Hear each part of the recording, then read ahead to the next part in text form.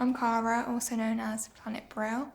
I'm an interdisciplinary artist and currently artist in residence.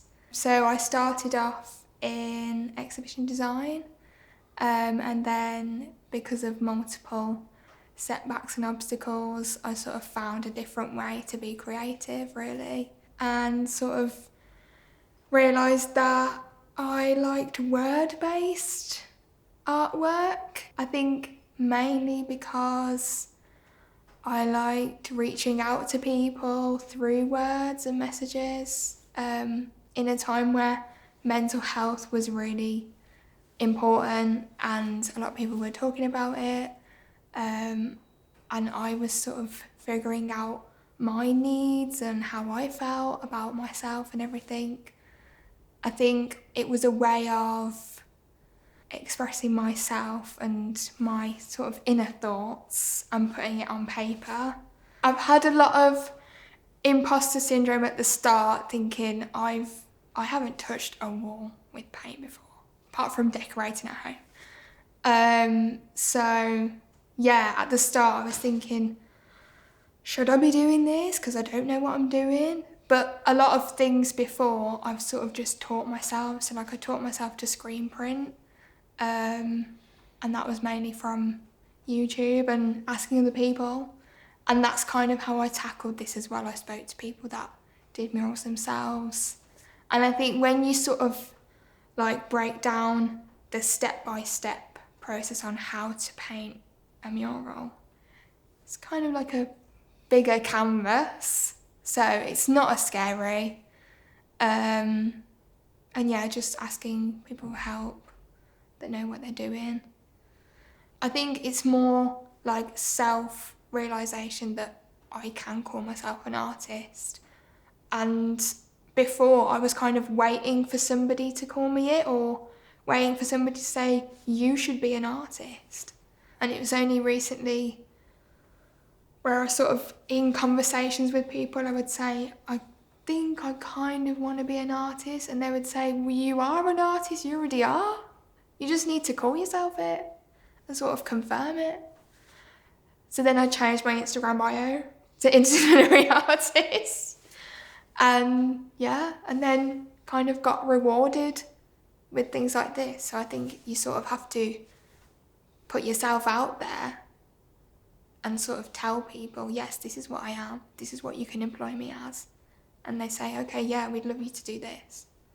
I think originally it was about helping people feel better about things and making them feel like there's somebody else that thinks what they're thinking. So if they read a statement in my work, and they go, oh yeah, I get that, I feel that as well. That was like the main mission, the main goal. I kind of use it as a reaction to current issues as well. I go into the environment a lot, things like youth as well, and issues that youth face, things like feminism. I enjoy speaking up about that.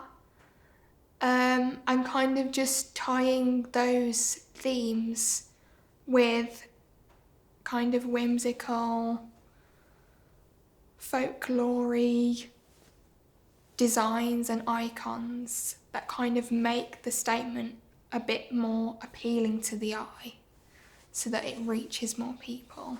This studio is really interesting because I'm used to people giving me direction and sort of giving me a brief, and saying, you need to produce this, I want to see this. And then you show it to them and they say, okay, this is good, but you could do this. Have you thought about doing this? But this has literally been, okay, you start, come in the door, 27th of Feb, and then 5th of May, there's a mural. That's it. So yeah, I think the main thing I've realised is how to physically be comfortable in a space. So I spent a few days just sitting in different parts of the studio and sitting on my laptop, walking around, looking at the wall for ages. And then eventually I felt like this was my space for the time. And that helps to sort of create work and create the designs. But yeah, it's been really interesting sort of psychological experiment as well. The first part of the residency was definitely research and just getting to grips with the two big topics that I had to focus on. I get more inspiration physically going to a place.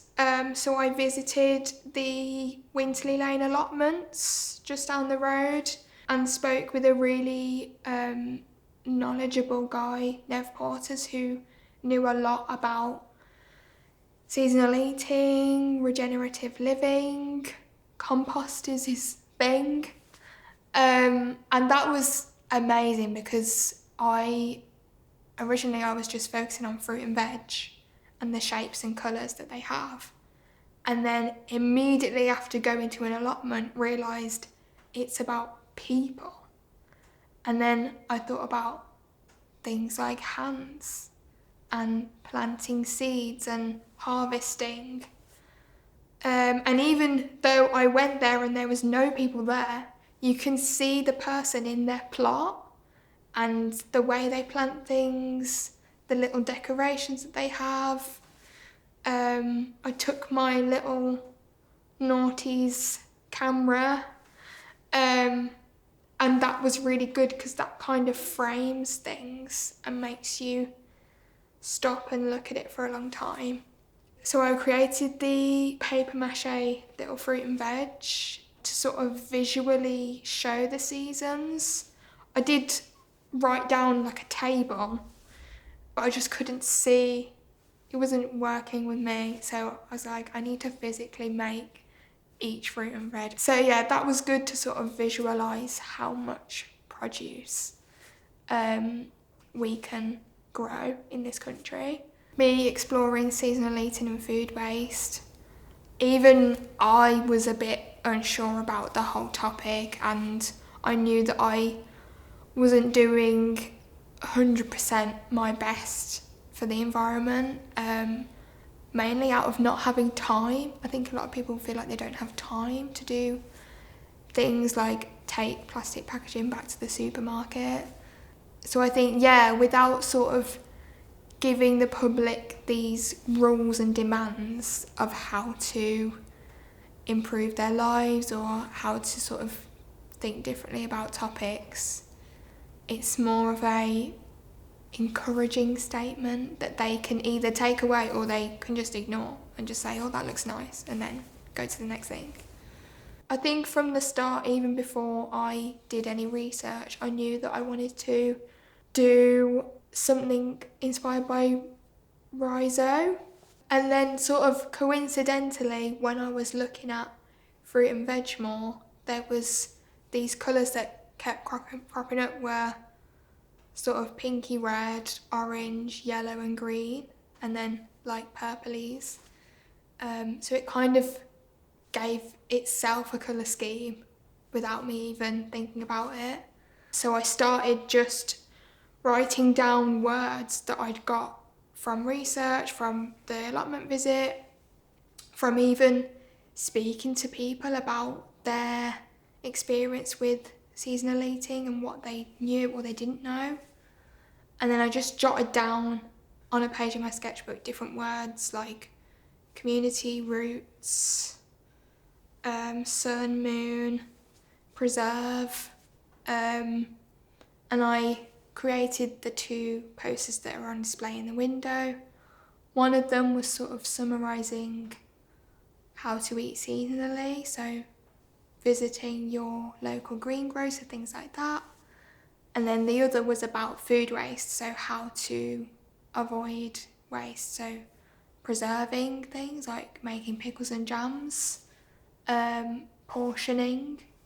They were kind of like an initial experiment to what my style would be. And then, yeah, I think I was sat in a cafe and I just started writing the statement and then thinking, that wall is really big. I don't want it to just be one sentence. And then I thought, okay, well, why don't we put 4 massive fruit and veg in the middle, and then the statement can be split into 4 and we can put those in each thing. I sort of came up with this icon of the hand with a seed and knew that I wanted that to create a border. And a lot of what I saw at the allotment were, before the fruit is there, there's the leaves and the shoots, which sounds a bit obvious, but I feel like don't even think about the bit before the fruit or the veg. I did a lot of looking at cross sections of fruit and veg, and there's a lot of wiggliness. I became obsessed with the red cabbage because the inside of it is insane.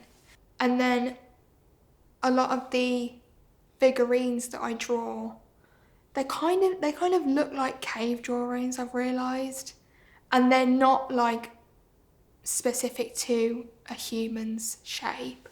They're kind of just really loose and freeform. And then the more I drew them, the more I realised they look like the inside of the red cabbage.